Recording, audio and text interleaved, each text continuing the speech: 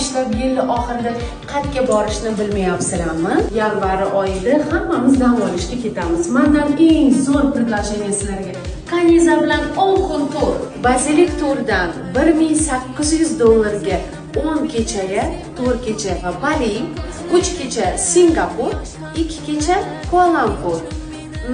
Otellari qanaqa bo'larkin deb o'ylayapsizlar?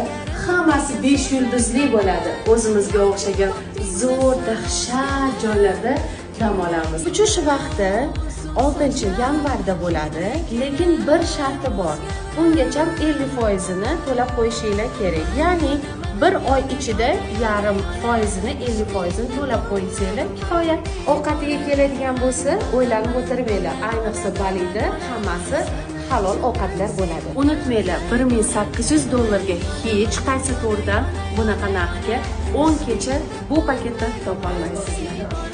Shoshiling, qoling.